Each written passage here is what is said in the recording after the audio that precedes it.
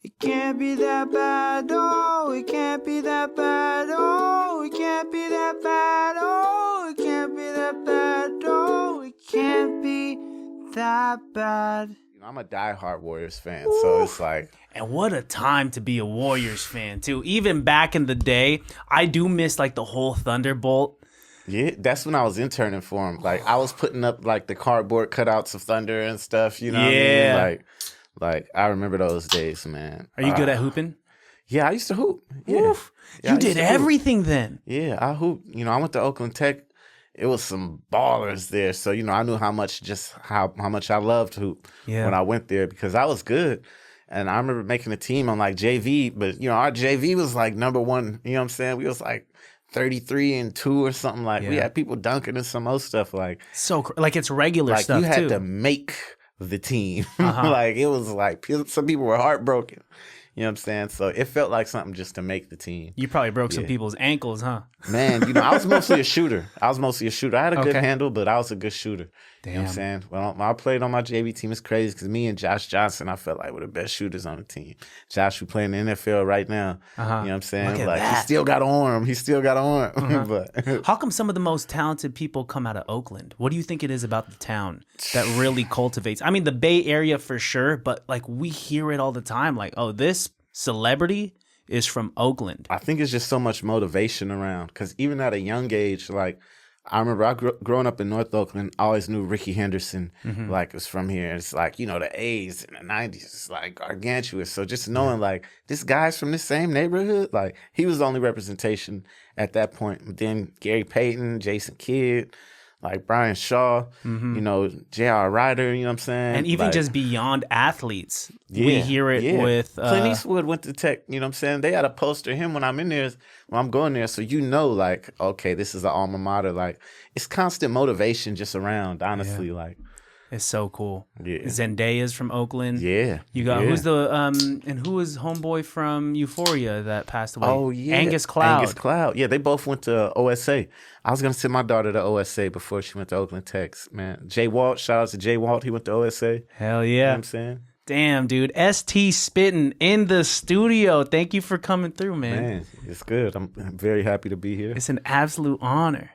Come on, man. Likewise. I love what you're doing, man. Aesthetic, the content, just the conversation, like, yeah. Oh, man, you're going to make this easy. You're quite the conversationalist already, man. You know, I try to, you know, just do my part. You know what I mean? You're a good guy. Like, we've only been talking for maybe like 20 minutes, but like, damn, dude, you're someone that I do want to smoke a blunt with one of these days. Hey, it's good. I'm here for it. You know, that's my forte. Absolutely. Shit. You've been doing this for a long ass time, man. Yeah. You got your reps in the game and you've done some legendary things. Like, you know, someone has been doing their thing for a long time when they're rocking a Shmoplife snapback with the green bill on the bottom. Ooh. Dude, and you had your locks at the time. What a time. Man. Yeah. What was life like at that time, ST? Man, the hustle, it just felt like it was so invigorating, just the hustle. Like, I remember just going out all the time, like, always just on the scene, especially messing with Kool John. When stuff got rolling, it was like, man, we was working consistently. Yeah. Like, we was performing, like, Monday somewhere, you know, a $2 Tuesday or Taco Tuesday or something Wednesday. It was literally every day of the week, like, we could be out. Like, where sometimes you needed a break to just, like, decompress for a day or two. But, like, Kool John kept us working, man. Oh, dude, and even that's not even including the parties, bro. Oh, yeah. I'm just talking about performing out, yeah. It was like, and before the world knew about it, we got to, like, maybe, like, Shmop 16 or something. Before everybody started knowing, like, what these were. Like, yeah, the Shmops were, whew. Crazy. The way you guys talk about it just makes me wish I was there. But I was, I think I was still a youngin' at the time, and it was just like, just myth and legend, you know. But dude, yeah, what a time! And it's an absolute honor to have you here. And you could really fucking spit. I appreciate that, man. I think what's dope is that when it comes to you, ST, is that it's real positive party music that comes with bars. Yeah, yeah. You know what I'm saying? And you proved that shit on Sway. You were just on Sway last year, man. And like they put you to the fucking test. Yeah. Yeah. I didn't know that was about to go down, but just stay prepared, stay ready, Yeah. And so yeah. They say that luck is when preparation meets opportunity. Absolutely. No, it's crazy. So the spitting, the party music. I remember back in the day, like rapping in the lab with everybody. Like JM was telling me, he's like, "Man, you gotta dumb it down a little." 'Cause I was like, he was like, I was rapping too much. He was like, it's a party song. You gotta know. So I remember that was actually kind of difficult for me, like to actually like condense my flow a little, like not condense it, but it was what was right for the song. Yeah. So that was my first lesson, Jan pulling me out the room real quick, like, hey, don't rap too much, make sure it's like still cool, you don't want nobody feeling like they're reading the dictionary, and that stuck with me. So I always felt like I know how to make a party record and I know how to rap, you know what I'm saying? Because I've been conditioned to know like, oh, not too much for this song, But now you know the balance. Oh yeah, and it's you obvious. Gotta know the balance when you could do both, and when you could blend both, and know when to do what. That's like what makes an artist dope, right? Like I was just listening to your newest single with Kool John and Skipper. Okay. Big Bank. Like I wrote down that hook because it's so catchy. Big bank, baby, all about a big bank. Call her by the dollar. She just trying to get her shit straight. Come on, ain't a birthday. She just want to get cake. In the worst way, she just want to get paid. I'm shouting out the females that get to it. What I mean? So yeah, just try to stay on it. Shout out to my bro Finesse. That's gonna be off our EP that we dropping with Drew Banger. You know what I'm saying? So damn, dude. Yeah. I mean, shout out to you. You could make a banger of a hook and you could spit bars. And like that is a beautiful balance to have. I appreciate that. You know what I'm saying? I think like being a fan of like Tupac, that was always like Tupac and Biggie really, because I've been a Big L fan, Mac Dre, 40, 3 Times Crazy. Like I've been a fan of so many people, but Tupac and Static Major, rest in peace, Static Major, he was huge writer, you know what I'm saying? Listening to a lot of their stuff is what helped me like see like how to separate hook from verse. You know what I'm saying? Because it's not easy. I used to just write like bars, like hundreds of bars, just bars. I'm like, where's necessarily is the hook? And it's like, nah, you gotta actually cultivate the hook. You gotta, you gotta make space for the hook. Like you can't just sometimes you stumble upon something, but for the most part it's like I gotta actually like I got sections where it's like verses, hooks. Yeah. And it's 2 different parts of my brain I gotta turn on. Like probably most artists, you know what I'm saying? But I gotta play with my brain, to create that separation. But that's what's cool about it. That's what's cool about the art is that you gotta work to be good, right? You can't just fall on your lap. Yeah, you gotta put in the hours, man. Yeah, dude. You cherish the thing more when you put in those hours. Yeah. And you always think you there when you're not there. Like everybody I know who was dope at a time when they knew they needed work, they still thought they was the dopest thing ever. Like including myself, I go back and listen to some early stuff. Like I remember my mentality like around 2010, 2011.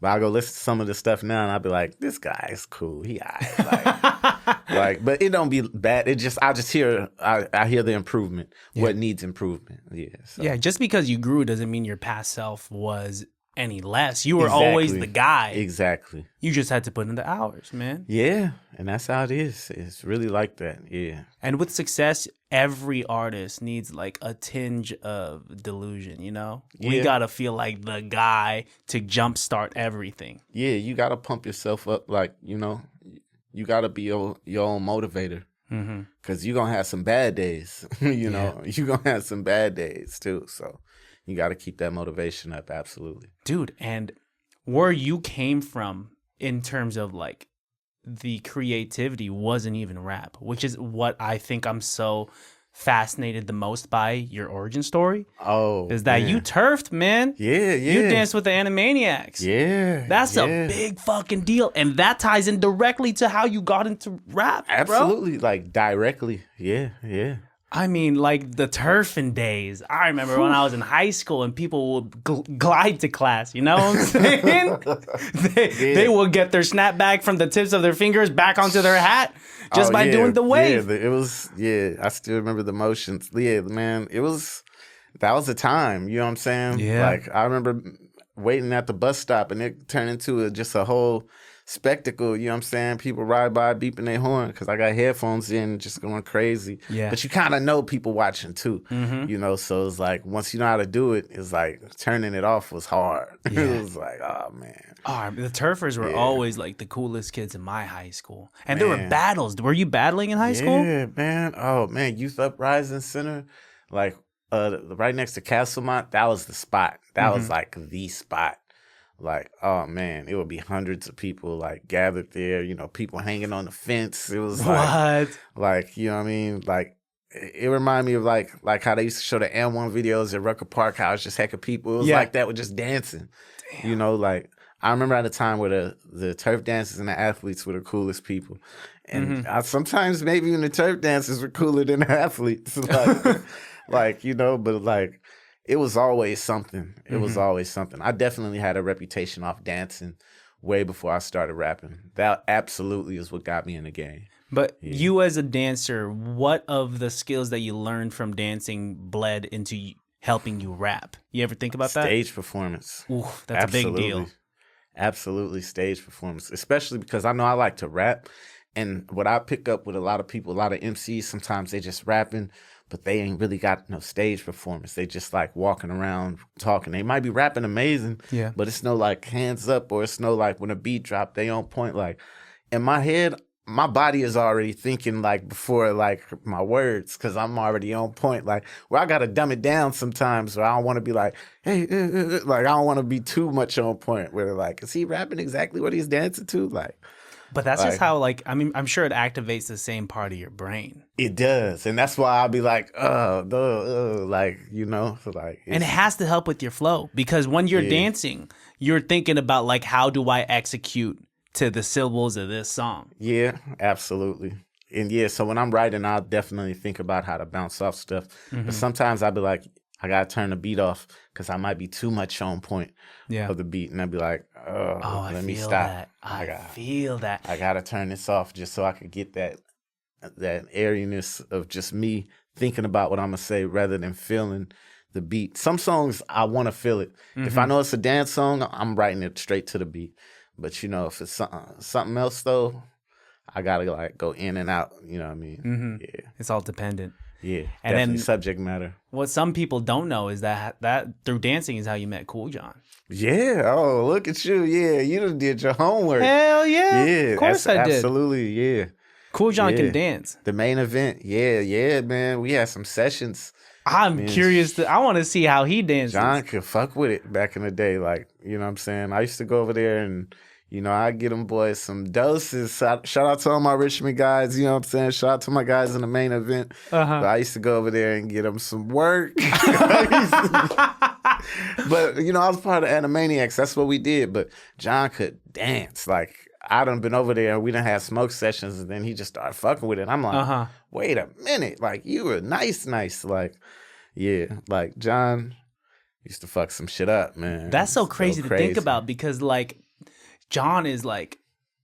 Kool John is like chill, and like he came through here in a puffer and like probably moved twice during the podcast, you know? Like he used to do all that like I want to see that stuff. Like he used to go crazy, man.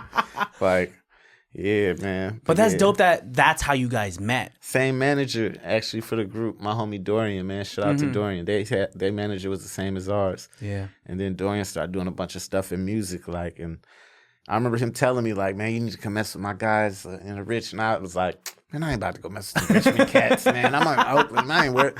And then who knew that's who I, you know, started my career with. And, like, you know, these are, you know, that's the fam now. Yeah, dude. One of your best friends. Yeah, straight up. This is family now. So, yeah. And, like, I love that origin story. And even then, through meeting Kool John is not even how you started rapping. People would probably think that. Yeah, but the way... Yeah. I was rapping before I met him, yeah. Yeah, dude. I mean, because Animaniacs danced background for the Federation. Yeah. And then it was Dooney that told you.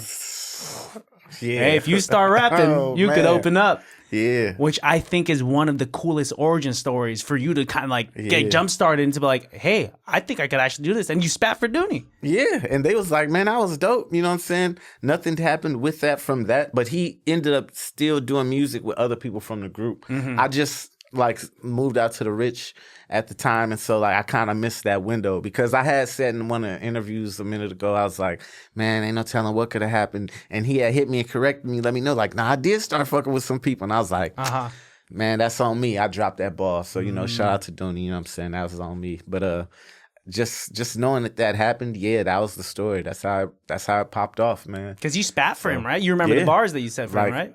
Basically, you wasting your time debating ways you hating on my situation, but I'm anticipating the fakers and I'm waiting patient in the custom killing like Jason, causing fatalities to rappers whose speech is disgracing. The game you misplacing, you moving too fast, I'm steady pacing. But when I grab my pen and my pad, I'm speed racing. Been in trouble with the law like Anthony Mason, but stayed free like the Emancipation, the Proclamation. But yeah, that was a moment. As a rapper, I'm sure like at all times you're thinking of bars. I mean, yeah. Because there's always that just in case, like, you know what I'm saying? Spit something like where it's like, okay, you got a few things that's just locked in the chamber. You know what I'm saying? But then sometimes you just want to freestyle and you just chilling. You know what I'm saying? Were you one of those cats that would like, because I was one of those kids in high school where I would spark a blunt with my homies and I would be in the back seat of my homies, like a Nissan Altima. And I'd be like, I'm the best freestyler in the world. Were you one of them? I never thought I was the best because I started late. So I knew that, like, it's crazy. Like, when I first started, you know, the dancer was the thing I started with. So I wasn't rapping then. So when I moved out to the Rich and started messing with people, I was around people who was rapping.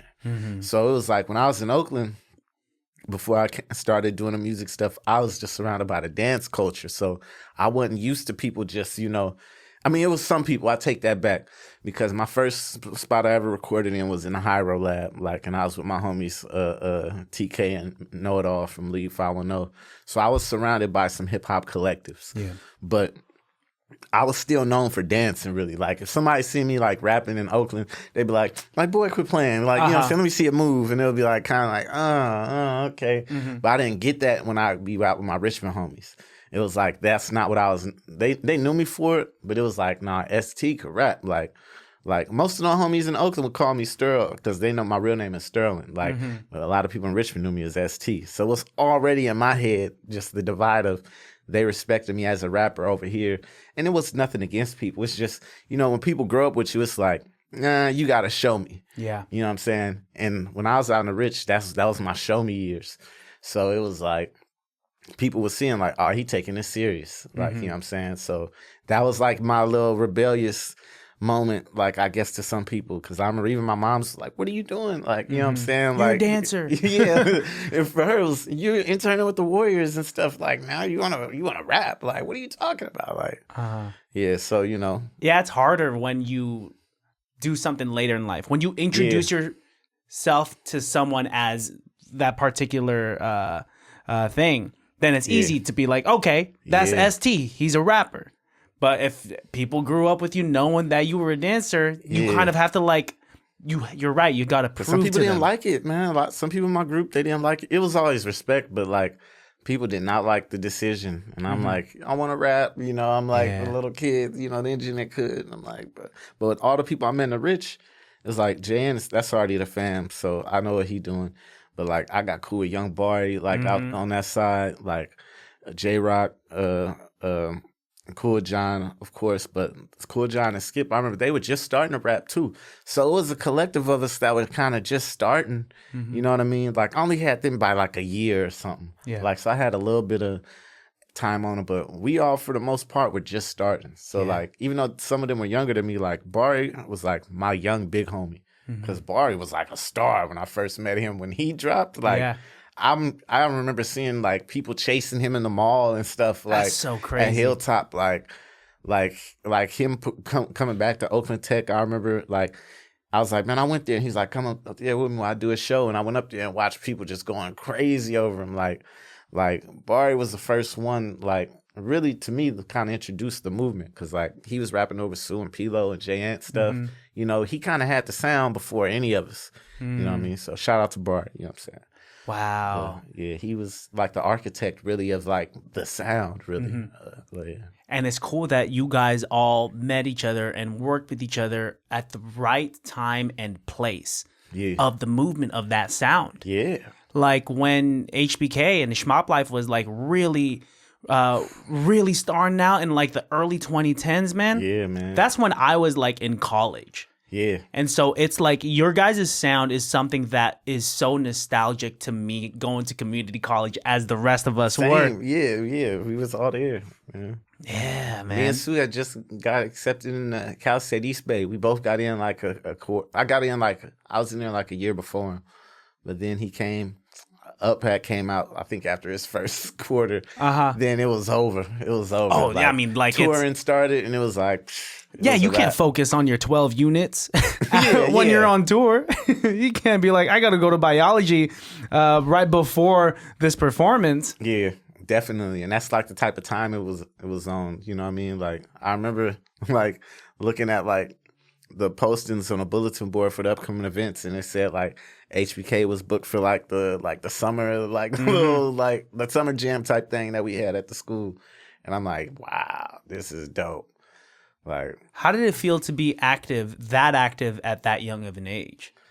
Man, like honestly, it felt like I didn't know this is how it was supposed to be happening. Cause like, you know, like shout out to all my friends and fam, anybody who be doing music, but like I knew some people have been doing music for like most of their lives. So like in my head, it was like, dang, this is how quick it's supposed to happen. Cause it was like, dang, I put out my first project in 2010.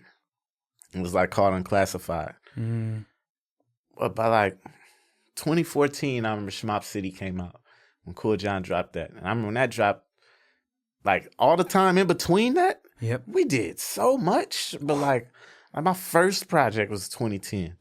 And by 2014, I had like 4 things out. Like I was still like getting used to my rap voice when I was getting paid for features and stuff. Like, you know, it was like, dang, is this supposed to happen this quick?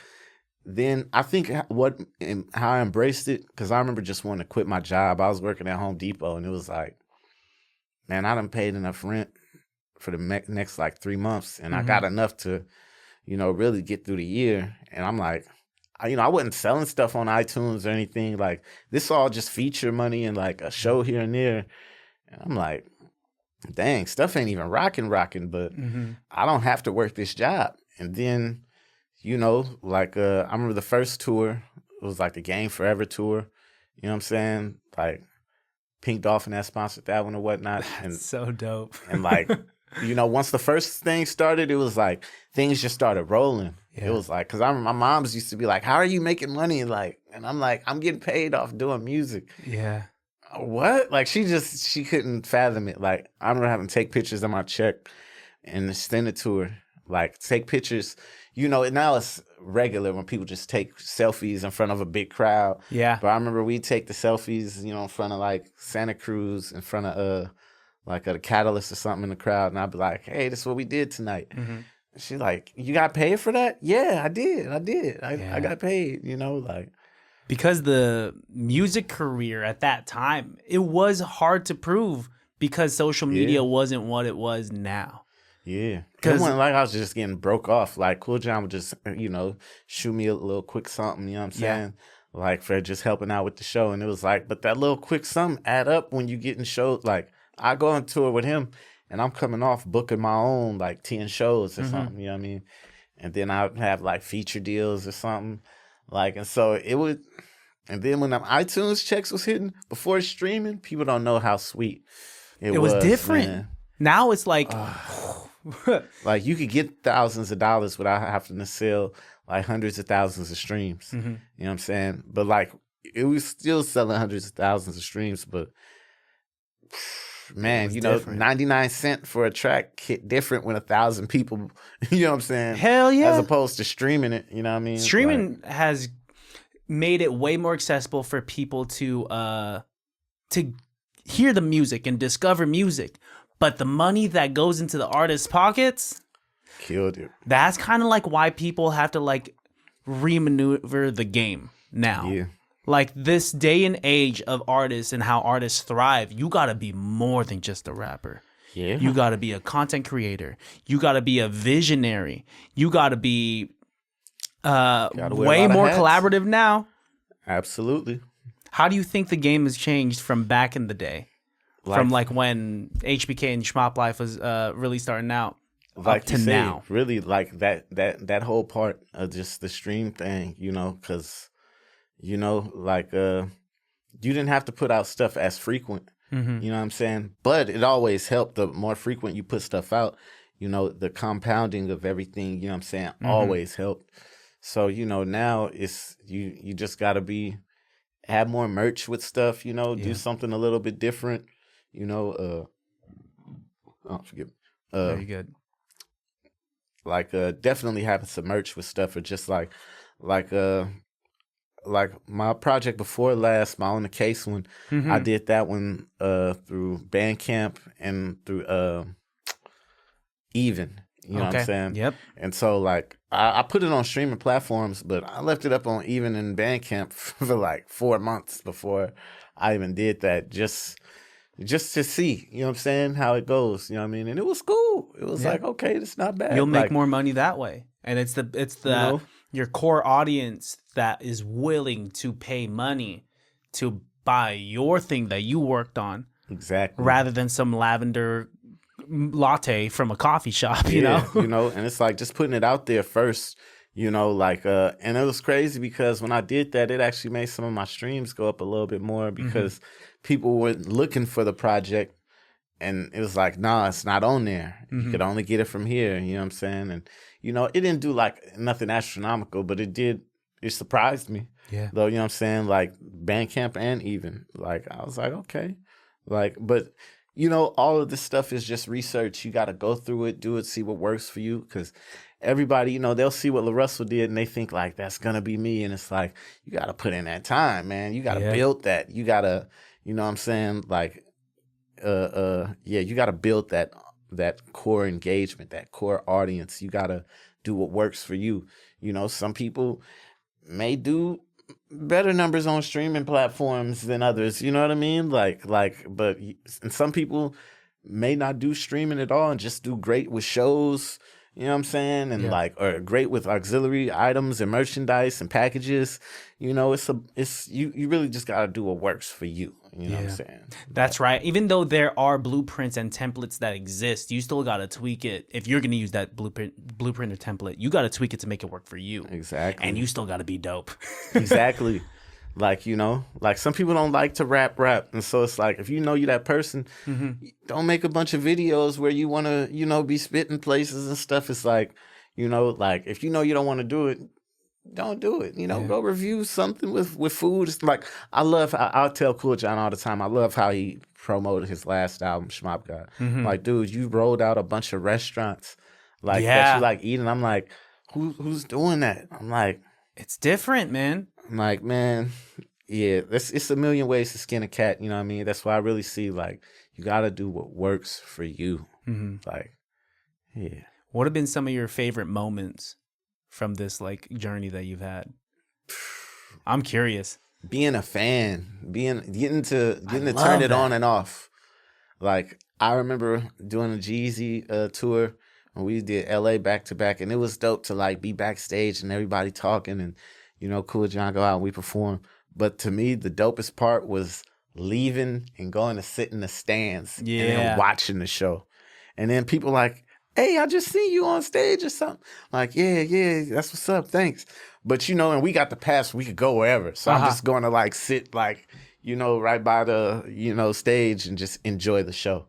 Like, that was probably like some of the funnest thing. And then when you get to come back, like when we toured with E40, I remember doing the same thing where we get to watch the show, but it was the segment in the show where he like just wanted people to just come be on stage going dumb with him. So it'd be like you in the crowd watching, then you know that part coming. It's like, let me go step behind stage and, you know, come out here. And then it's like, hey, you're a part of the show. I always loved that, man. That's so the cool. The access. That was always the funnest stuff to me, man. What a beautiful answer, man. Because we were just talking downstairs how in this industry, in the music industry, a lot of artists could get caught up in themselves and their ego and how they could be narcissistic. And you straight up just said being a fan, performing, getting off stage and watching the other performers. That's the dopest thing you could say. I love it, dude. Like I mean, I'm a fan of myself too. You know, when I'm doing it, I got a competitive spirit and stuff. But you know, it's like as soon as I get off stage, I'm like, all right, I know who else is on the bill. I'm like, I want to make sure I see them get down too. Yeah. You know, so yeah, like that's the stuff I feel like give you the right energy. You know, because some people say they're not a fan, you know, but they'll listen to everything, and it's like, no, you're still a fan of that person. You just listening with a keen ear to hear what they're saying. It's like kind of nitpicking through something. It's like, you're still a fan. You know, you may not want to call it that, but you're still a fan. Well, people think it's too cool to be a fan. Yeah, and that's another thing we were talking about downstairs is just like, it's cool to care. Yeah. A lot of these wannabe cool motherfuckers are just like, yeah, I'm stoic. I don't give a fuck about anything. Like, no, like to get good, you should be a fan of other people's music, of other people's art. Because I done got my game woke up a few times, you know what I'm saying, where I feel like I'm that guy. Like, I remember the first time I heard Young Gully rap, and I was like, back in the day, and I was like, woo, wait a minute. I gotta sharpen my pen game, you know. Yeah. Who else? Neo the Gift, King NTG. He was somebody that when I first heard him, it made me like go like, who? Sue, Rex Life Raj. You know, like I tell people when I see him or let them know, like, hey man, that was ridiculous. Like you know, I'm a fan of just good music, and one of my favorite things is knowing these are my peers. So like, you know what I'm saying? It's like I could hit the homie. You know, like I remember hitting Sue up, like when he did the song Earthquake with Quake Beats, and I just was like, bruh, what the hell? Like, I love that I could do that. Call up my homie and be like, bruh, you did that. And he like, oh, right on, thanks. Like that's one of my favorite things. And it goes a long way. Yeah. Even though you're homies with some of the most talented people, not just from the Bay, but arguably like in the scene, you know? Yeah. A compliment to them could still mean astronomical things, especially coming from someone like you too. Like it, and it's free, dude. When you're an artist that is in a community and you pay a compliment to another artist, that shit's free, and you don't know what that does to that other person, and they might pay that forward, and they might be listening more with a keen ear and like be able to like give flowers. People, what I'm liking right now is that so many flowers are being given where they're earned, man. In the Bay, is so many to give out. You know, sometimes people just kind of be like, nah, I'm not a fan of nothing. Like, dude, come on, man. You know how much stuff it is to be a fan of out here? Like, even if you just stay within your city parameters, you know what I'm saying? Like, but city to city, you know, it's just like in New York with the boroughs or something, you know, the Bay, we get it, you know what I'm saying? Like, it's so diverse, you know, like Trini, she doing her thing. Stoney, she doing her thing. Yeah. Shout out to the turf dancers. Talise, she doing her thing. Paris, I don't know why I just thought about it. Just some women who just like nice, you know what I'm saying? Like because women in the Bay, creative women in the Bay deserve their flowers too. Yeah. Shout out to Kamaya. You know what I'm saying? Dude. It's cool. The next person that says they're not a fan of anything, I'm gonna start slapping some shit in front of them. If they like, bob their head once, then I'm telling them to get out. How can you not be? You know what I'm saying? Especially when you from here, when you see how everybody react to us outside, it's like we almost like snobs of the culture being from the Bay, because it's like we used to the best weed, the best slang. We feel like we got the best game. It's like we step out of here, you know, and I'm sure everybody's felt that where you somewhere else and somebody like, where you from? Man, I'm from Oakland. What do you mean where I'm from? Like, what? Somebody like, yo, I got that Cali. And when you like, you know, and somewhere else, you got weed, you got California. Let me see it. You instantly turn into like the inspector, the cool person. Like, I don't believe you. Like, that's what life has always for me been like. When I step outside of the Bay Area, like period, like especially outside of California, like. Man, they just love us. So to be from here and not be a fan of nothing, or to be like, when people are like, it's nothing happening in the Bay. What do you mean? What? Open your eyes. You just not part of the circle. Yeah. But it's a lot always happening. Yeah, if you're from the Bay and don't fuck with the Bay, then you're probably from, I don't know, Gilroy. yeah, gentrified. Well, yeah, it may not Where are be. you from? Yeah, what parts of the Bay Area are technically the Bay, but still don't fuck with the Bay? Like, then you're definitely like far away from the town or the city. You're not near Vallejo. Yeah, because it's always something happening out here. Yeah, You know what I'm dude. saying? Wow. Definitely. Yeah. It is cool. No, like having that Bay Area pride it's real. Like go. Yeah. I've gone to Florida. I've gone to like New York, and people when they find out the first time when I say hella, they're just like, "Oh, you're from the Bay," Yeah, ASAP. and they're just like, "Do you got any weed on you?" Because these dispensaries, ASAP. You already know. man, it is cool though. I mean, because you were born in Oakland, right? I was born in Oakland. Mhm. Yeah. I was born in Oakland. And then your whole interaction with Sway's hella funny, by the way, where you say North Oakland. It's just Oh, like, why you gotta be yeah, man. specific like that? And because, man, he know how it is. I think he was just messing with me.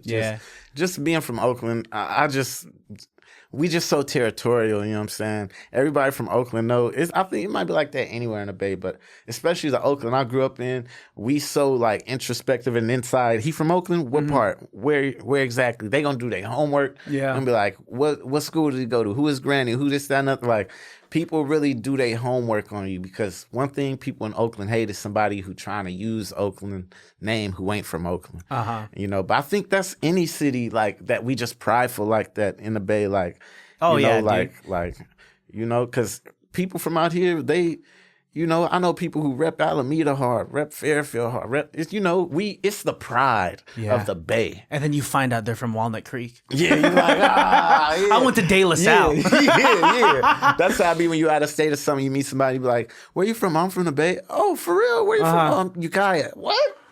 Like, Oh man, yeah, I went to Antioch, and then you like look where they went to school, Brentwood. you know, shout out to Simba. I remember he be in Brentwood, you know, making stuff happen. You know what I'm saying? I went to some cool parties, you know what I'm saying, Simba used to throw back in the day. Wow. Man. Like, yeah. If only BART just extended further down to Brentwood. Man, you know, because technically, like, the argument now is if the BART go there, it's the Bay. But I'll be like, the BART don't go to Vallejo. Vallejo been the Bay. Right? BART doesn't go to Fairfield, and then so... Yeah. Fairfield is the Bay. But then once you start that argument, someone's going to be like, well, BART's not going to SAC. Yeah. SAC is not the Bay. Sorry. It's not the Bay. Yeah. Bay Area rail or transportation, right? Love Sacramento, but that's not the Bay, you know? Yeah. And I think people from Sacramento, if you call it the Bay, they're like, whoa. No. Yeah, people got their own pride in Sac, you know? Shout out to my guy C+, man, you know? Yeah, it's Sac. They got their own pride, you know. I love Sacramento too. You know, Ace of Spades is actually my favorite place. Great venue to perform, man. Great venue. Man, I always had an amazing time. Just anytime we perform at Ace of Spades. Why is that? I don't know if it's the proximity of the place, like. I like it. Just feel like the right cluster in there. Like, you know, some places you could be like, dang, it's sold out, but it's like 2-pack. Like in there, like it just feels like the room is moving with you. I don't know, man. Like it has to have that vibe, you know. There's like energies to venues. And the line, you know, you could always see the line of everybody. Boom. When you coming out, and they'll see everybody. They see you coming up. It's like, ah. Like, hey, what show you seeing? Yeah, exactly. Like, it's just something about it. And like, I remember we did a show there with Dom Kennedy back in the day. Like, Dave Steezy was like opening up for him, and he was just so cool, just on a skateboard in the back, just chilling. And for me, those type of things would be like dope, to walk to the front and you see this whole line of people, and they don't even know that like the people they standing in line for, he could just walk around here and he just on a skateboard, just chilling. And it's like, you wouldn't even know, but just, you know, like that type of stuff just hella dope to me. Like, you really just never know like how things could be. That's cool. Do you have a favorite performance? Is there something that just sticks to your brain from your career? A favorite? Dang, it is so, wow. I do remember doing one back in the day. Nefta Pharaoh was on that tour. It was Kool John and Pilo movie tour, I believe. Kool John, Pilo, Skip, and Nefta Pharaoh. And I remember, you know, John and Pilo would split their sets before they did they set together. It was like, you know, John do his part, then Pilo do his part, then they come out and do it together. And I remember I was on stage doing something with John and Dage. Shout out to Dage, he was DJing. You know, we all went to the same high school too, so it was always just hella dope. Same dance group, me and Dage, and then same music group. It's like, you know what I mean? But I remember we got off stage and the fans were just shouting ST, ST, Wow. ST. And I think we was in like St. Louis Obispo or something, or Chico. It was one of them college towns. But I remember just like, what? Like, I'm looking over at John and Pilo, and they like, well, go back out there. And like, because John would always let us, you know, perform a song on his set. Like, most unselfish person I ever seen, like, was sharing his show set. John, you knew if you had a single out, you could perform. He was letting you know, be ready. You know what I'm saying? So I had a song that I performed, and they was rocking with it. And when he got off stage, they was still shouting my name, and they had me come back out and do it. And I was like, that was like the moment, like, I'm like, I could do this really solo, like, for real. Because I was always with the team. But, you know, when it's just those moments where you see people really just rocking with you, it was like, this is different. Where they're there for you, they know you, different. they know your song. And it's not because you're featured on this person's thing, but that means something completely different. Yeah. You should have crowd surfed. Man, hey, I remember seeing some people crowd surf and, man, get messed up or, like, they go through their stuff.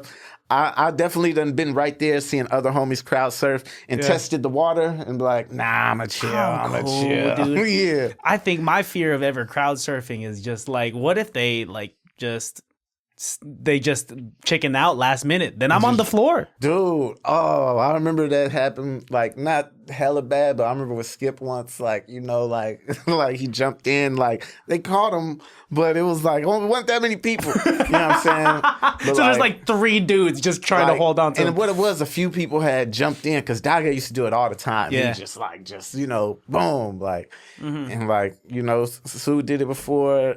I remember Flip back in the day, they pulled him in the crowd. Like, it was like, he had no you got choice. too close. It was like, man, I loved our fans. It would just be like bouncing like beach balls and stuff all in the crowd. It would just be like crazy. Well, your guys' fans is like the young crowd, you know? Yeah, It's they done grew college with kids. us. Yeah. Yeah, they're hip. You don't got no 67-year-olds with arthritis that can't catch you if you crowd surf, bro. And then you just you break them and they're just like, they gotta go to Kaiser. You got a young fan base. Yeah, stoners. You know, I remember John a few times like, hey, security, get the people passing out because they be too high. It's like, hey, get them a water. You know, Damn, like, because they're getting fucked up. Get, and you guys got some baddies in your fan base too. You can see them lashes from a mile away. There was a lot of highly vibrational women. Oh, you know dude, yeah, all the way to like SJ. You'll get an ABG slapped in some shit.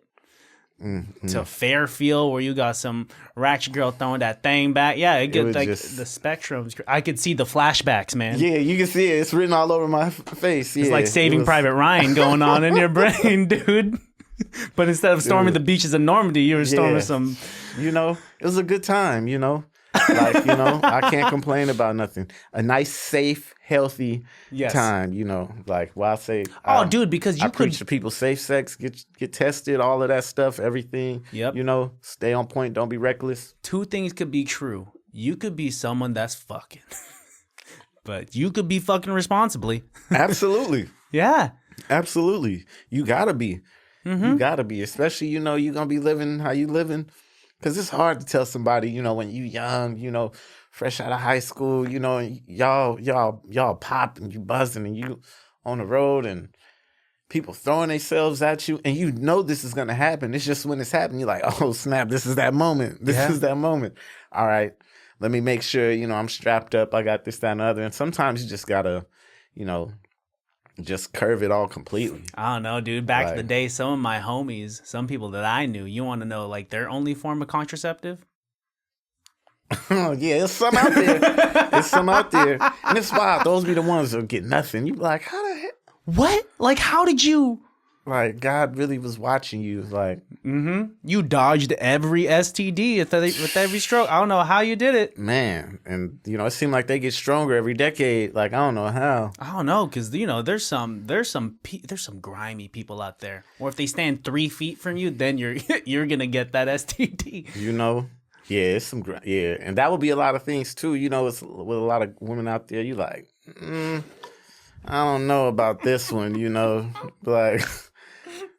Like, it's been a couple shows in this city this week. You know, you've been at every show. Like, you got a radar. The fact that you got a radar knowing, like, all right, is she a trustworthy one or? Yeah, you know, you had your moments, you know what I'm saying, where you be out there. It's crazy the type of stuff you get used to.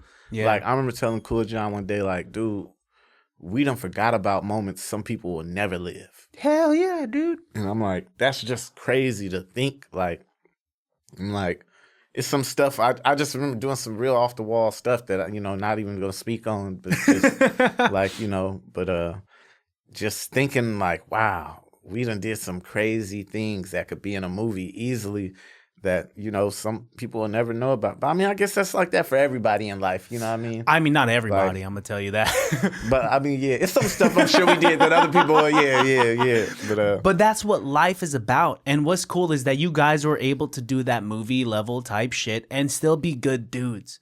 Yeah. You know? Yeah. There's some incels out there that don't get to experience a percent of what you guys experienced, and they're way worse people. Yeah, we didn't have like that death row story or nothing. Yeah, like, dude. It was wild. Nobody like got stripped in the studio like naked or nothing crazy. Like, nah. Well, I mean, I think that's what's cool about your guys' music too, is that it's, I mean, Shmoplife is the definition for positive partying, right? The origin of Shmopping is, I mean, correct me if I'm wrong, it was like a phone call with Kool John, and he said, this shit smacking, this shit popping. Smacking and popping. Yeah. He really put it together right then and there. I was there at that party, man. It was, yeah. Dude, the flashbacks in your face are so crazy. Those are the best part. Like, Kool John, the only person I still know in life that back then he'd be like, man, I feel like having something. And he could call people and they get there within like 30 minutes. 30 minutes? I've never seen nothing like that. Like, wow. The first time I met him, like one of the first times I hung out with them, I was over at the house and stuff, you know, because his sister playing Jane, we was all doing music, you know what I'm saying? Yeah. Like, so I knew her because we all went to Merritt College. So that's who I was used to, you know, being with. And so when I'd be over there with her, and like I knew John first actually because of the dance group, like you said, but he'd be like, yeah, man, I think I'm about to just call some people over, have like a kickback. Because that's when kickbacks, I feel like he made kickbacks popular. Because he just, that's what the Shmops were. They were kickbacks that would turn into a house party. Yeah. It would be like, yeah, kickback, maybe you thinking 10, 20 people, but when like 100 get there, you got like 100 pairs of shoes at the door. You got security. You know Dude, at least the shoes were at the door. That's so nice. Like, yeah, it would, yeah. Like, you guys can get wild in here, but you're not going to fuck up the carpet. It would be dope. Because, you know, you got like hundreds of people in one room dancing, hundreds of people in the garage smoking. And it was like, that was the culture. Yeah, dude. I mean, it was like those house parties, from what I heard, it was like how certain clubs now have different rooms for different genres, right? Exactly. It's so cool that you guys threw 16 of those before it got noticed. And the age, I think what's cool about it is that it was a bookmark in this time of Bay Area history where kickbacks were dope. Yeah. When's the last time you heard of a garage party? When's the last time you heard of a kickback? Man, yeah, I ain't been to a good kickback in a while. Nah, dude. I mean, because I done heard people try to theme it. Where I'm like, nah, this is a party. This isn't a kickback. Like, you know. But yeah, I ain't just been to a natural, just cool kickback, you know, in a while, man. I know. And we had so many, because it wasn't just his. Like, you know, like AKA Frank would have stuff. Like that was the whole Get It Back fam. It was always some type of clique collective before people had like names, you know what I'm saying? Yeah. Like before we were calling it Shmoplife, it was like CFOPA, clique full of party animals and stuff. That was kind of more an umbrella of everybody. Yeah. But then like even before that, it was just like the homies, you know what I'm saying? They had stuff. Like when I started coming around, they had Get It Back fam, like DJ Slowpoke was like DJing all the parties and stuff. And that's how I met A.K. Frank. But, you know, Jan, the cousin, they all part of the diligence and stuff. So it was like, I knew who people was even before they knew me. You know what I mean? So it was like, yeah, man. It was a lot. It was so much culture, man. Yeah, like, dude. You mentioned something about freestyling.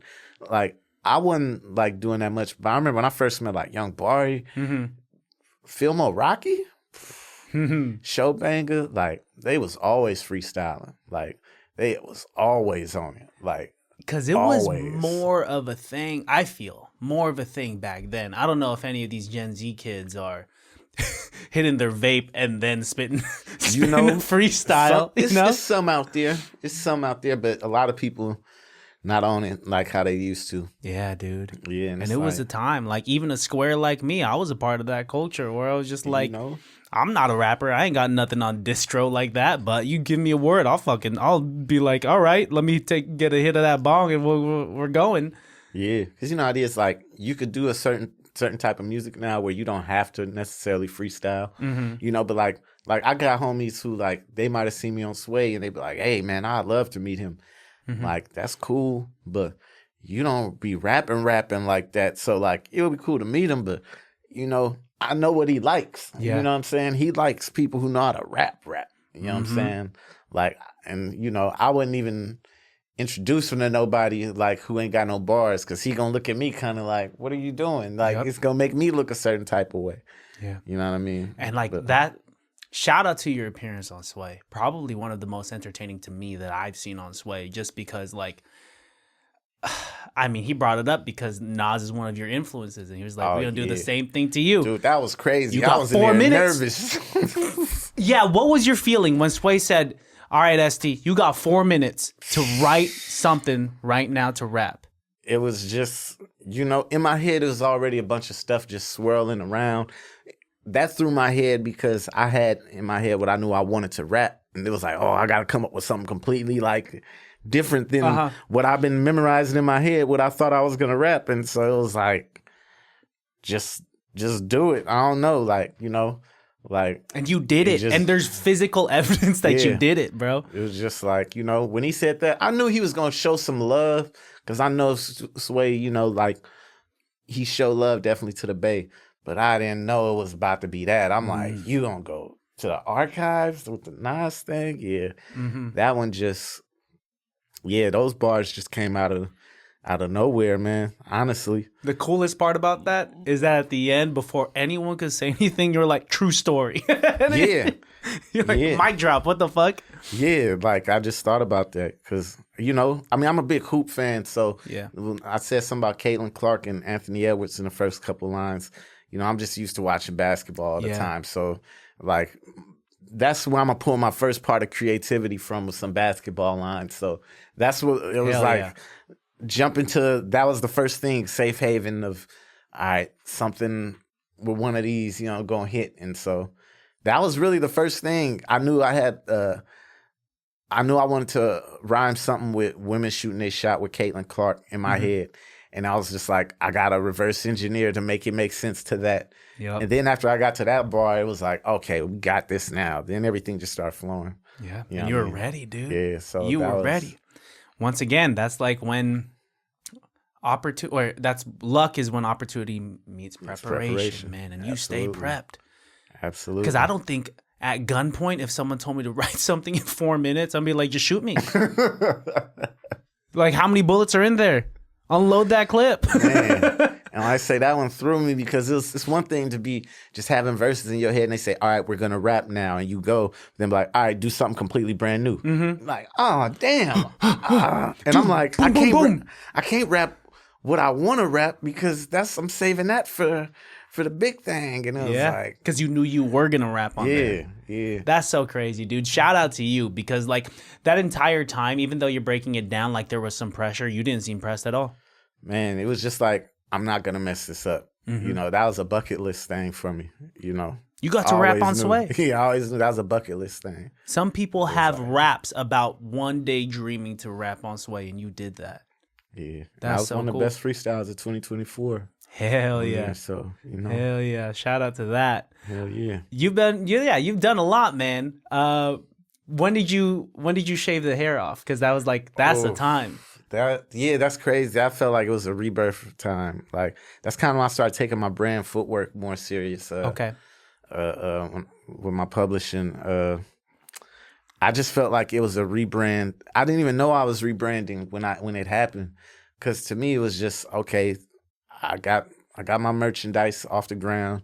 You know, I got some new music. You know, I was in a new place in life. I kind of finished, I kind of just got done with a relationship that I was in. So, you know, man, heartbreak is like one of the biggest motivators, man. Like, you know, it could go bad if you don't funnel those energies and emotions into the right thing. But for me, it was like, I'm about to just go hard for myself and be amazing. Because I feel like, all right, dance group, touched that, it went great. You know, music, did that with the group, great. Loaded up, great. Like, I feel like everything I've been a part of always did something great. So I'm like, let me just forward all this and funnel it into just me. Yeah. You know what I'm saying? And you know what I mean? That was around the time too, you know, like, you know, shout out to the bro Kool John. I remember when he got popped, you know, that was a wild time. But, you know, he got through that, survived that. But I said that to say, I remember that time period, it was like a lot of stuff was different. We weren't at the Shmop house no more, you know, we weren't doing that. It was just like the identity was changing already, you know, with everything. It was like I had other things I wanted to say and talk about. You know, it was just a lot of things happening. And that's when I started feeling like I don't have to dumb it down no more. You know, I'm not just making party music. You know, I never was just making that, but it was like, let me get back into my bag of knowing I know how to rap. Because everybody in the crew and our fans know that. But amongst like a lot of casual other lyricists, I remember people, like I remember some artists telling me like, bro, I knew you could rap, but I know you're not a rap. And I'm like, man, I've been doing this. Yeah. Like, this is what I've been doing. You had to dial it down. But That's you know, crazy. Some people, they just, you know, hear some of this, even the party stuff. And I'm like, I mean, I was still going in on that. But I get what they mean. Subject matter and stuff, you know, like I understand. I was looked at like as a party MC, you know. So it's show and prove at the end of the day. Yeah. You know, you gotta, people, you know, like I seen Sleepy D over at High Road Day, and he pulled me to the side and was like, bruh, I'm hearing like, I've been on Sleepy for forever. Yeah. You know what I'm saying? But he like, I've been hearing you. You've been talking that shit.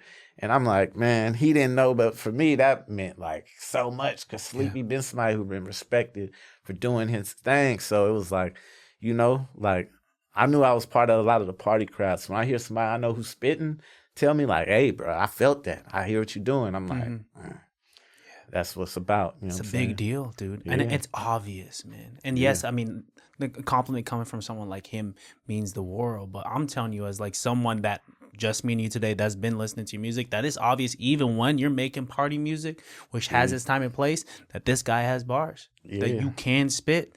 And that two things can be true. You could live in both of those worlds and have both of those worlds merge, bro. Exactly. You know what's cool? I was just slapping Is That Your Hoe? Throwback. With the NHT boys. That song taught me how to rap on stage. After that, I knew how to start picking breaths in between verses. Because performing that used to be a bitch. Dude, because your breath work has to be on point for your verse. I used to be And then back into it. Yeah, that was fun as fuck though to do that verse. Yeah. But that's a good example of like, this is that beat slaps, right? You got NHT boys on there. You're the last verse on that thing. And you're spitting. And like, I was like, fuck yeah. This is like how you know this guy could rap and make something that's a party type song, you know? Hell yeah, man. What a music video too, man. Yeah, You guys are just fun. French inhaling. Yeah, Looking into the barrel of the camera, French inhaling. I think David Camarena shot that. Yeah. Yeah, man. He doing his thing like crazy now. And I just look at all the stuff I see him do with Larry June and stuff. I'm like, Wow. Because I think, like, I know I was like maybe second or third video he ever shot. Like, you know what I'm saying? Like, throwback. Like, so whenever I just see anything with him, I'm like, I was like his second client, man. What was like, that, 202014 when that song came out? 13 maybe? It was like to a Bobby Brown instrumental or something. Like, it was like, you know, a freestyle type song, but I just remember he shot it, you know what I mean? But Is That Your Hoe? He was like way saucier by the time he got to that. Because like he shot something for me in like 2011 or something. Okay. But once he got to like Is That Your Hoe? It was like, woo. I mean, because like his improvement was instant. Like, he was never bad. He came in dope, then he got amazing. Yep. Like, so. Shout out to David Cameron. Yeah, that music video is crazy. How was it? Do you guys just get like really fucking high because you got to do those takes multiple times? Just like ST, we didn't hit record. You got to do that French inhale one more time. That was definitely the times just smoking and recording. Like all the because I got different. Like I don't smoke before I perform now because I done messed up my voice before, like before a show. Because like when I be, I came for me really clearing my throat because like that was something that really because my throat would get dry.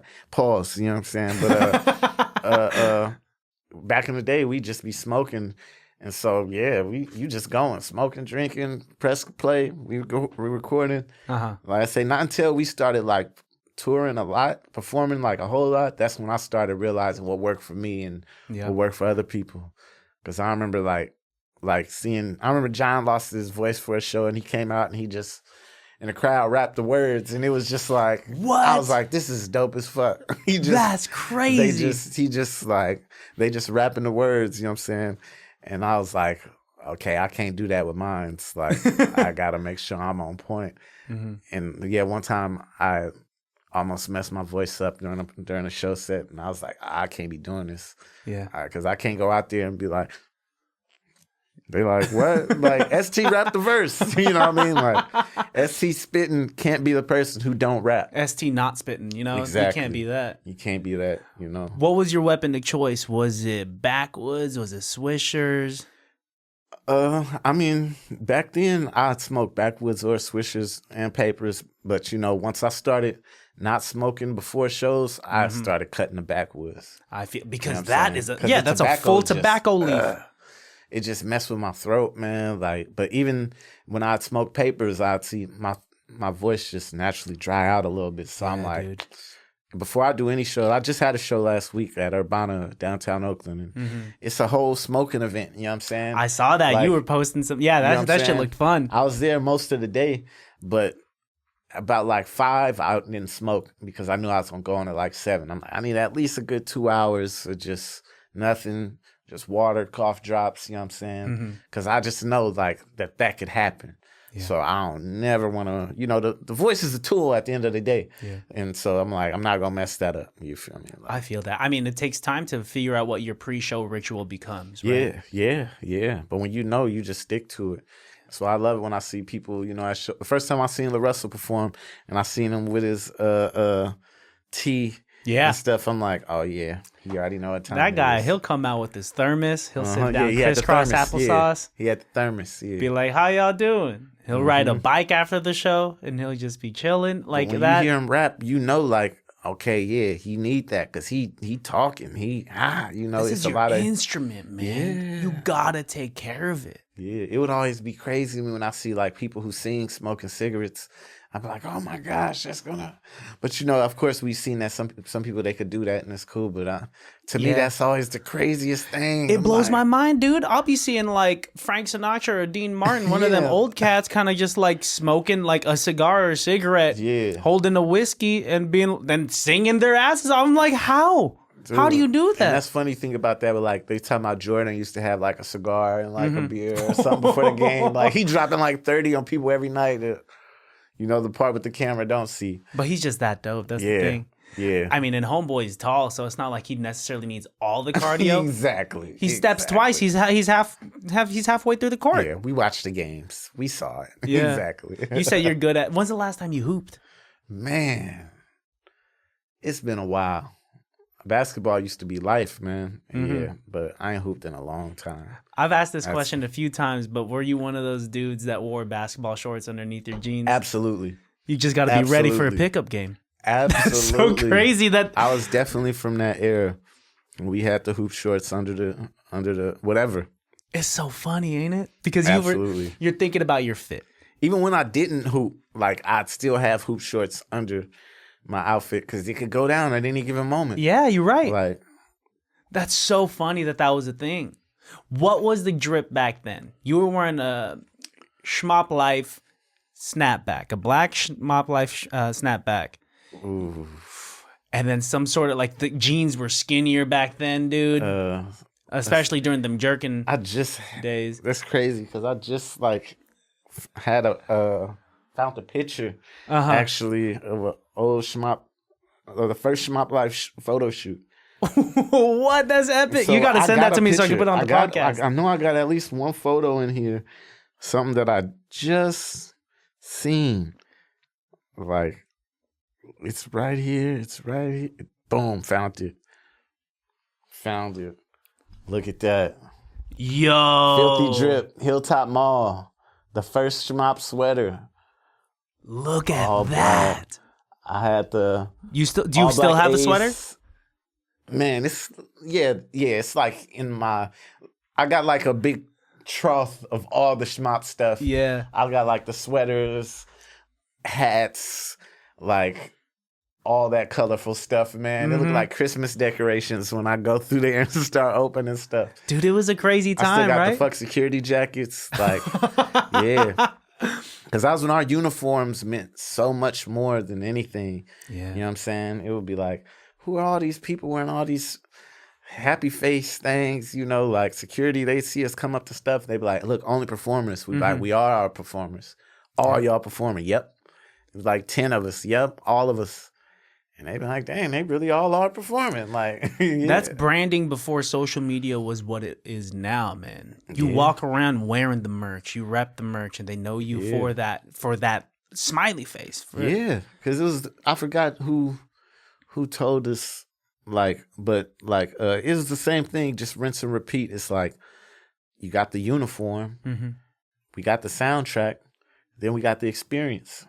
Once you got all that, you got your full thing of branding with people, because, you know, they see what to wear, they hear it, then they get to experience you while they got on the fit, and they done heard everything, and then they meet you, and they like, oh, man, it all makes sense. That's why I used to love going to the merch table after shows. Like, John would always make sure we headed to the merch table. It was never no Hollywood stuff or stand backstage or nothing. We would run to the meet your fans, chop it up with them. That was the funnest part, especially like Santa Cruz, man. I just had just some amazing memories. Santa Cruz just always great, but really every merch table, we go straight to the merch table and people just come, you know, because that's where the meet and greets were, at the merch table. You know, before you had to pay $200 for a meet and greet. Yeah, you know what I'm saying? Chris Brown doing his thing now. It was quite a few women I done took pictures with. I could have got some loot for back in them days. But, that is kind of crazy that Chris Brown's like $1,000. Yeah. I'll pick up your wife. With you in the picture. With you in the picture. Yeah. You got to pout in the picture or give me a thumbs up. You know, it's crazy. And then he comes home with like money.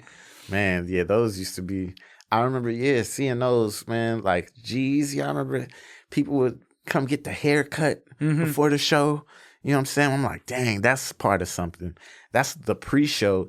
You know what I'm saying? Like at Burner, I remember he had people come do the like meet and greet smoke with him, maybe like 50 people, but the ticket might be something crazy. Yeah. You just picking up all this stuff, you know, all these things that they doing. You're like, dang, they done made a bag before the show even started. Yeah, man. With just, you know, it's so many different things that you could do. You know what I mean? Like, that's why when you just see like what I love with LaRussell, the stuff that he do, where it's like, dang, man, it's jumpers out there and stuff. Like, you could just be out there like really interacting with people, and he not even like charging people for that. Like, that's just like, man, this is cool. And it's like, you don't have to, you know? Exactly. You don't have to do that. And like, I think that transcends the money that you could make from an opportunity like that, because money comes and goes, but this is something that like you could be like, that's oh shit, experience. You'll never forget that. You got to perform at the Pergola, dude, and that shit was dope too. You performed. Oh yeah, that was. Richie Rich was there. Juvenile was there. That was a legendary show, man. That was a legendary show. That felt like the walls were shaking, man. Like, and there's no walls. Yeah, I know. Yeah, it's in the backyard. That speaker, like with each key that's just being hit, man. Like, yeah, dude. I love that sound system back there. It's cool, dude. Like, and that's an example of how you could take something and make it different. Yeah, that's what you have to think of, and that's what you have to be in this day and age of being an artist. Yeah. You can't just be dope, but while being dope, you got to think outside the box. Yeah, you got to get outside. You can't just stay behind a screen. You got to let people see you now. It's not enough to just throw content up and run ads. You got to let people see you and tell you how they felt about it. Yeah, you know what I'm saying? Like, the personal interaction means everything. And I think that's what like I really like about having this podcast. because Yeah. like my listeners could like see someone like you that Yeah. know your music or know of your music, but now they get to meet the person behind the music, dude. Yeah, man, it's love. And It's it really love. comes across because you're a dope dude, man. Appreciate that, man. Likewise, too. Thanks, man. I Likewise. try. Yeah. I don't know how I got this far. Like I said, I'm just a fucking goofy goober that gets to talk to some of the coolest people in the world, man. Man. But yeah, this part of the journey is Yeah, cool, you know, dude. everything ain't meant for everybody, but what's meant for you is always perfect. You know what I'm saying? Like nobody, it's empty in your own lane. Yeah. You know what I mean? It's Yeah. a beautiful thing. What do you think is one of the most important moments in your musical journey that brought you to where you are today? Dang. One of the most important moments, it's got to be something confidence inspired.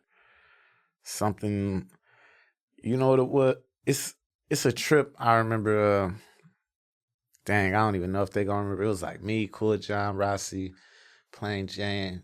It was a few of us. We went out to LA for a BET Awards weekend. I remember that was around the time when Up was out. You know, I Beat the Pussy Up. It was out, but it was starting to like get bigger than just the Bay Area. But I remember we was all on the red carpet. We was all at the pre-show. You know, me, Kool John, and everybody, and, you know, like I said, Plain Jane, Rossi. But we looking at everybody. We see Rick Ross, T.I., like B.O.B. We just see all the stars on the red carpet. And I remember Kool John was just like, this could be us. Like, we could do this. And I remember that just stuck with me. Like that whole weekend just stuck with me. And like the soundtrack was Cushion Orange Juice, because that was like out at the time. That was the main thing. But I remember we just riding around LA, having just a dope time, being at that award show, being on that red carpet, but just seeing everybody and just thinking about that, like, yeah, this could be us. You know what I'm saying? Like, because we right by everybody. The only thing that's separating us is a security guard and a red rope or something. But it's like we where we supposed to be. And after we came back from that trip, it seemed like everything just went up. Yeah. Like, it just... You know, with it being so fitting that it was Wiz Khalifa, you know, he was just like the biggest thing at the time. Then a couple years later, you know, John and Sue doing music with him. Like, I remember meeting him after me and Kool John got into a car crash, like going out to LA, like me, him, Germ Jilla. Man, yeah, that was crazy. Yeah, we got into a car crash, like driving to LA. But I remember John had an appearance that night, and we was up in there with Ty Dolla $ign and Wiz Khalifa, and it was just like, hey, nice to meet y'all, you know what I'm saying? And they was like, Shmop City was out doing his thing. And I remember Wiz was like, I know who you is. And I was like, Ty Dolla $ign was, I know who you is. I'm like, what? Stop. I'm like, he don't know me, man. He don't know me. What? But like, I remember John was like, nah, you know, I've been on this tour with everybody. Because he was on the tour with like Sage, Sue, and Wiz, and like Yo Gotti and all them, and Jeezy. Like, that was a crazy tour, man. That was wild when they was doing that. But I remember him telling me just like, they loving the music. And I'm on like 3 songs, so it's not far-fetched. But still, like I said, I'm a fan first. So you hear that like prominent artists like liking your music. Like, what? I'm like, quit playing, man. But Wiz was hella cool. He was hella cool. Yeah. He showed so much love to everybody in our camp too. You know, him and Oops are real cool. You know, like, what a time, man. What a time.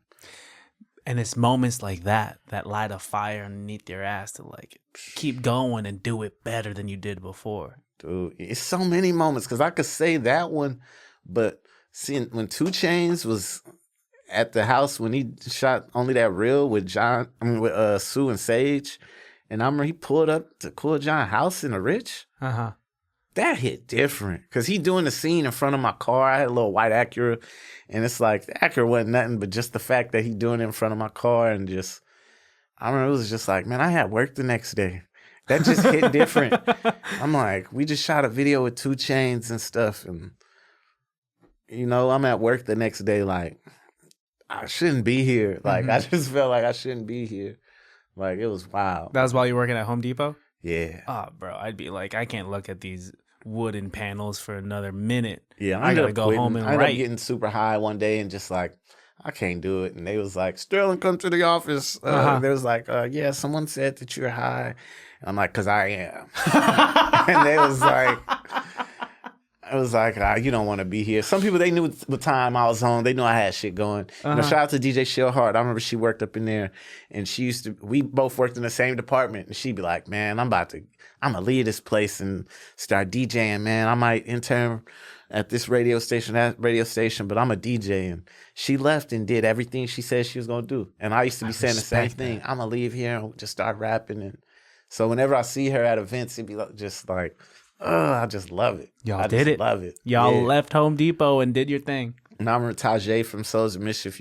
He'd see me in there because he'd be getting paint to like go get something in the studio, and he'd be like, "Keep on going, man. You ain't gonna be here too much longer." And I'd see him at events, and he'd just call me Home Depot for short. Then them guys like kind of became my mentors later in life, like Torre and stuff. Like, so it's just crazy. So many full circle moments, man. Exactly, dude. Where you don't think that you're gonna end up back when you started, when you were dancing with Animaniacs. Do you think that ST would be aware of the possibilities that this ST sitting in front of me accomplished? I didn't even rap back then when I was doing dancing. Like, you know, like you said, it came out of opportunity. If you could open up for us.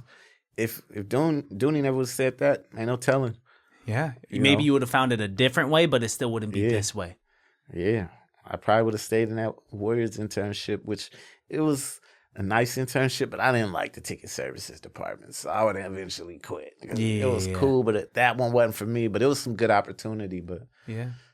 I mean, but like I'm sure you think you're way better at rapping than you are at interning. Oh, absolutely. I remember being an intern and seeing D Sharp, like, you know, and it's just like, I never thought at one point, you know, putting up the cardboard signs, like, me and him are going to drop a Grammy consideration type album, you know what I'm saying? See, like, dude, that's dope. You and D Sharp. Like, but I remember seeing him and like, and I'll think about that and be like, damn, now I'll just count my blessings in those moments. Like, damn, that did happen like that. Like, I done went from seeing him and setting up to watching the players run out to my song now. And like, what a cool thing. Like, yeah. I mean, for the listeners that don't know, I mean, for what was it, 3 seasons in a row? Yeah. Could be 4. You know, we about to see what's happening. We're about season. to see. But yeah, the past 3 seasons, I've done the huddle song that the Warriors run out to every home game. That's so cool, man. Yeah. That's so cool. Let's get it all in perspective. Chase is the place in the game we selected. Clutch shot for the win. We the best pick. Like, I ain't gonna do it, but yeah, that's me. It's till a Nas major look instrumental. So I know that's for some people like, wait, that's not Nas. That's a different that's voice. ST.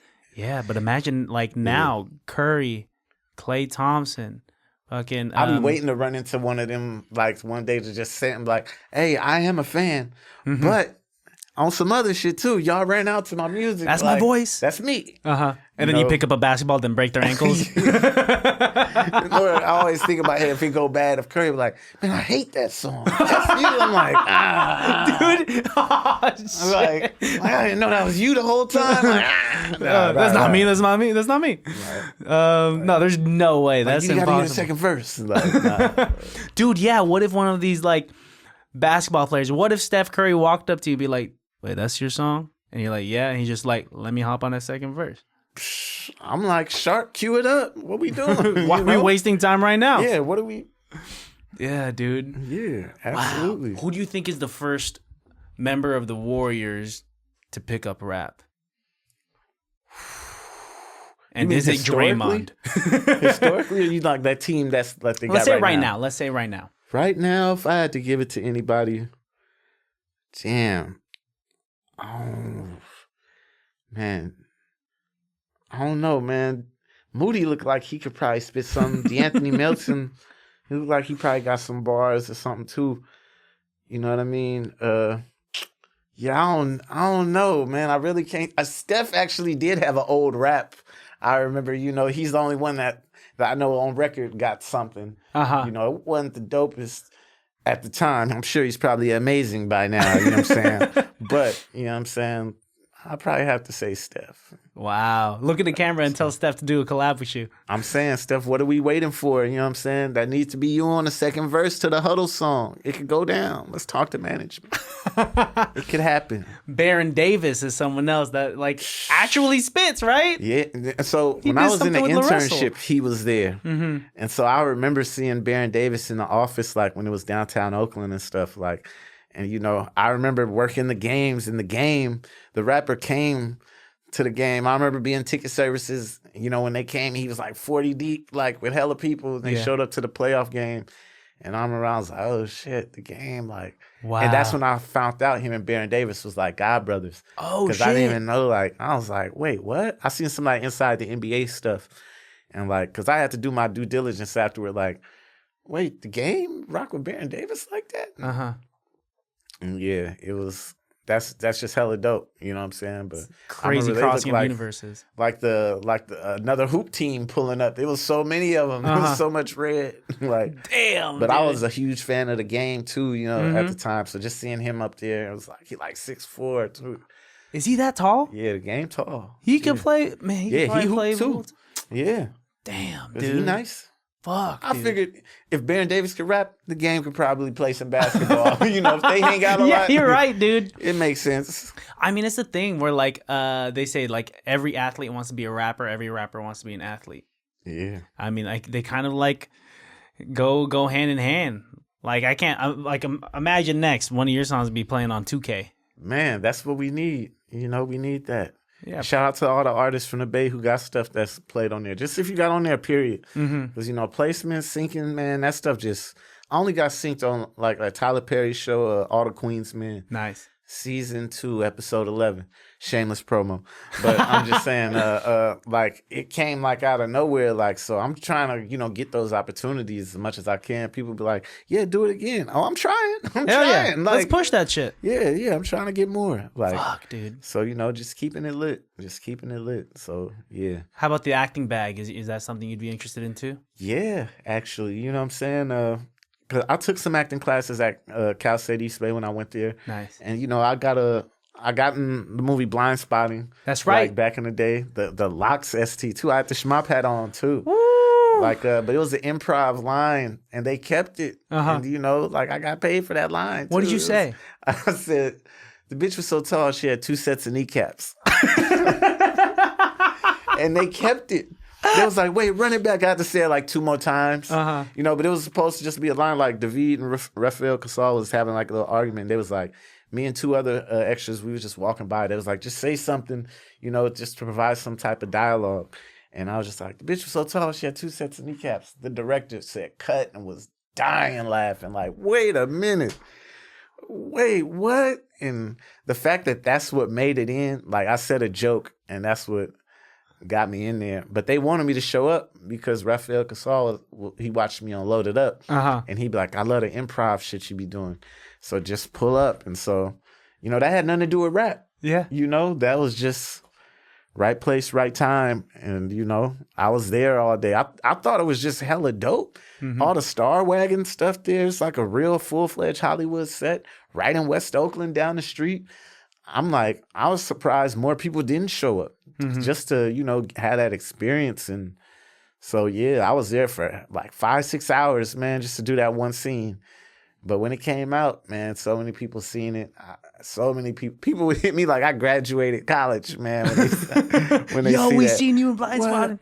Yeah, I had a cousin who bought like a bunch of copies when the DVD came out and gave them to a bunch of family. Like, yeah, my cousin in this. I loved it too, man. Shout out to my that's cousin so Cortland. Like, What made you want to say that? 2 sets of kneecaps. Is that a thing that... I just was freestyling some stuff. It's funny because some girl I used to date that's tall, she swear it was about her. And I'm like, nah. She's like, I'm the only girl you dated that was like 6'4". I'm like, I promise you it wasn't about... I was just freestyling. Yeah. Like, because in my head, I'm just like, another thing where I got put on spot. Yeah. And something happened. Yeah, dude. And it was like, all right. Dude, that's fucking great, But man. I'm gonna take more classes. I'm trying to get back in that acting bag. You should definitely do it. Yeah, it's I something. can see it. I got some ideas. I got some even short scripts and stuff in my head. You know, I've been thinking about. So that's something I'm gonna definitely start making more priority. I just been trying to get more engulfed into the field. Like I went to a couple movie film festivals this year. Nice. You know, just try to get more acclimated into the stuff. But I'm definitely getting back into the art form. Some people be like, I got stuff for you now, just do it. But I'm like, I just want to take the classes. I just want to take more. I just want to get more fine-tuned. I'm somebody who like doing the work. Like I like doing the work. Like, you know, like I could have a role for me. Somebody got a role for me to do something. And I'm like, I don't want to do that until I went through these proper channels. And they're like, what if you miss the role? Then I miss it. But I got to do it this how I want to do it. You know? That's just how it's got to be. Like, you know. You just want to be good at what you're doing, man. Yeah, that's all. And that's a That's dying all. art form nowadays, man. People want things to fall in their lap without doing the work. You want to do the work. Yeah, and acting is something I respect it so much because after taking that acting for the camera class, I realized there's so much stuff that you have to embody. You have to learn it, and when they press play, you just got to embody it. Oh, you got to be chill because It's like oh snap, you can't be acting like you're in theater when you're like, oh my god, that's crazy. You got to kind of be like, oh my, because it's micro. It was because I bad took an for me, acting on too. camera class, so I know exactly how it is. Yeah, so you know, I'm a rapper. I talk with my hands. They're like, My hey, stop first moving your couple hands. Weeks were, my professor was sit on your hands, like just. It was bad. It was bad because everything. I'm like, yeah, because it was real bad. I was heavy in my rap too, like when I took it. So having to unlearn that when it was acting, or like that, you know, not breaking the, not blinking or certain things. Dude, not blinking is crazy. It's crazy. Yeah, how much stuff that's unnatural that looks natural on camera. Like, that was all the stuff I had to learn. And once I started learning that, it was like, okay, I know how to flip the switch on and off. So I'm just ready to get back into that, man. Get back into it. ST acting. We got a mutual stuntman. I mean, he was in the Last Black Man in San Francisco. And he's good too, man. He's good on camera. I was like, you inspired me with that. That was like, that's one of the cool things, like the fact that I know him. So when he did that, it felt cool to be like, bro, you did that. You know, I love that you did that. Like, yeah. What a character, man. Yeah. He did the podcast last year. The first thing he said to me when he met me, and I tried to dap him up, he tickled me. He tickled me, and I was so caught off guard. And I was like, what was that? He said, just making sure you're ticklish. And I was like, why? He said, all gangsters is ticklish. That's hella funny. And I was like, man, it's what? hilarious, man. He's just a real good dude, man. Good dude, man. Down to earth person, man. His energy just is right. Rare Pokemon. Makes Like, no sense to me. Like, and knowing him, seeing him, like, you know, I've been knowing him before he like had his moment, and you know, before big stepping. Yeah. So to see how he is even after like all that has happened, he's like the same guy. Yeah. Like, he's always been like that. he was hanging out of the window out of Shmop, like doing a performance. Like the first time I seen him, like, and it was like, it's the same energy. Yeah. You know what I'm saying? It's the same energy. Like, He gave me a salad when he came here. And I was like, that's a crazy thing to do. I pulled up on him at the spot when they had in Berkeley. I had the stunner with the stunner wings and the salad and all that. Yep. I definitely had to go support. That's great, man. Shout out to all the people in the Bay, all these artists. Yes. Shout out to you, man. Thank you. This was a pleasant conversation. I don't know if I don't know if John told you how these episodes end. Did he tell you at all? I didn't peep. So I end it in certain ways. So like, I'll give you options. All right. Either you could spit some written, Got you. or you could freestyle, or we could do an improv scene because I have a background in comedy improv. Oh, okay. Kool John did an improv scene with me. Some people rap, some people, but it's all up to you, man. I want to do improv. I'm ready to All do right, improv. let's fucking do it. That's my favorite answer, man. Let's do it. All right, so the way that this works is that the scene could be based off of anything and everything that happened in today's conversation, or it could be based off of nothing at all. Got you. Do you want to start it? Nah, I'd rather piggyback. All right, sounds good. Have you done improv before? It's been a long time. Oh, so you know how it is, dude. So Dude, you it's just low pick stakes. Up like, yeah. Just natural, bro. Just keep going. Just Yeah. keep going. Don't say no. Never say no. That's my Gotcha. advice. Without further ado, can't be that bad. And then I put applause on All right. post. ST, what's up, man? How art thou? Ah, man, thou art good. That was a crazy shmop, wasn't it?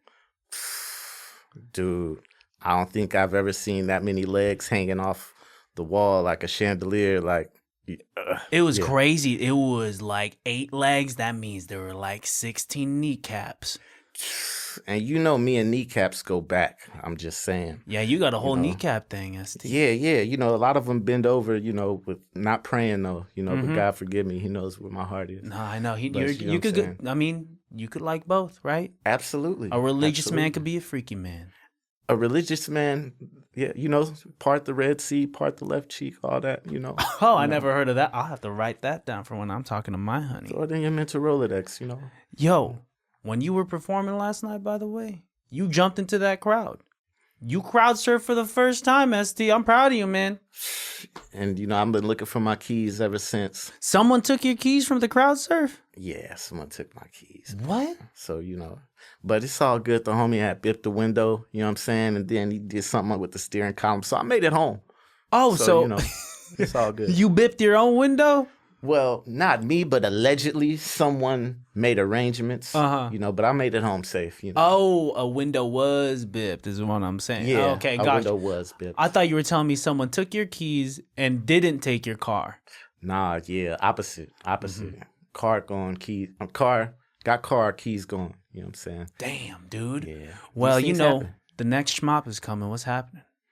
What's the supposedly Kool John said that you're in charge of this Shmop's theme, so we got to come up with the theme. Ooh, man, I don't know if we doing Shmop Kwanzaa or Shmop Hanukkah. Oh wow. Okay. You know, because I feel like we got to start getting international with it. You know We what I'm saying? do. Okay. I mean, well, you choose, man. I mean, like, I'm just here to support. I think the glasses got to come off. I'm gonna have to talk to Kool John on this one. We're gonna have to figure that out and see if Whose the glasses are coming off? off the Shmop. No one knows what the Oh, Shmop we person don't looks like know. under there. Man, It could happen. I'm saying it could I've be always- a lazy eye. I've had this theory that the Shmop guy was Asian. That's what I think. And being an Asian guy, I could theorize that. Man, you know, I don't want to go into the, you know, the stereotypes of things, you know what I mean? Yeah. But, you know, it don't have to be skin color It based, doesn't have man. to be. Yeah, you're right. You're But, right. you You're know right. what I'm saying? I think it's definitely a mixture of a few things, you know what I'm saying? Because the black body is obvious, and then, you know, the skin. So The yellow I mean, face is what I was thinking. you have a point. I got a You point. have a point. Yeah, I mean, there's no way we could test his math skills, so we just have to move. Exactly. And it's no fingerprints, so we can't know, you know, there's no way we could fingerprint the Yeah, Shmop there's guy. no way we could find out.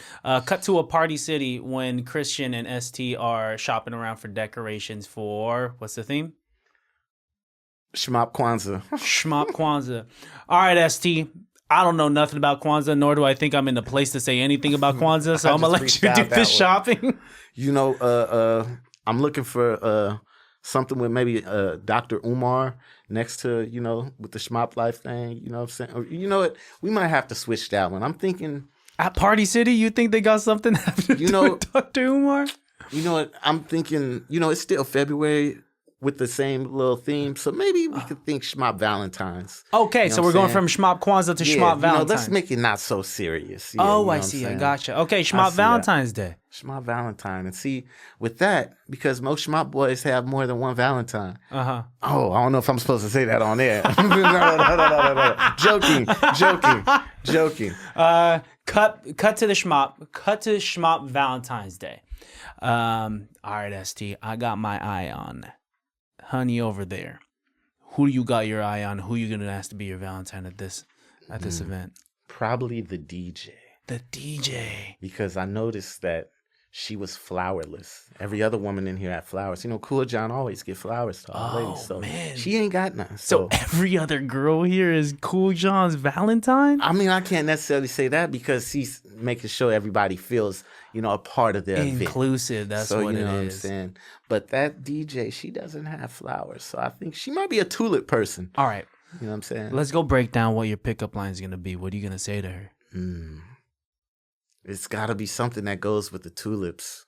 Not too corny, like cliche corny. Yeah, like, hey, girl, I want to spit on those two lips. Maybe not. Sorry, I'm not good at this. Spit I'm and not good at tulips this. probably shouldn't go in the same, even though they are in the same. Mm-hmm. It's something of that magnitude, though. Okay. If you will. Will have to come out of that. Cut to ST walking up to the girl, about to say his pickup line. So, I noticed you were scratching and you were flowerless. But if I had these two lips, we would knock out two birds. I'll probably get smacked by that. Just the body language. Yeah, I don't know. Yeah, It's hard to hit on a DJ. You can't hit on a DJ. Yeah.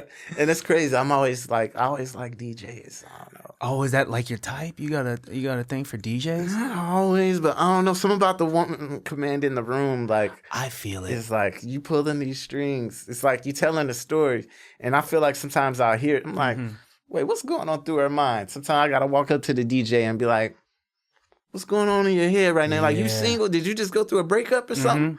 Like, wow, you could tell from the way they spin. You know, sometimes. I guess so. I've definitely been some places like, dang, this person, you don't have to call. You played DMX 5 times in a row? Right. Yeah, like, wait, what's going on? Yeah, you know. Wow. No, I get that. Because do you know who DJ Lex is? Yeah, DJ Lex do a thing. You know, like, shout out to her. She's very talented, but I would be lying if, if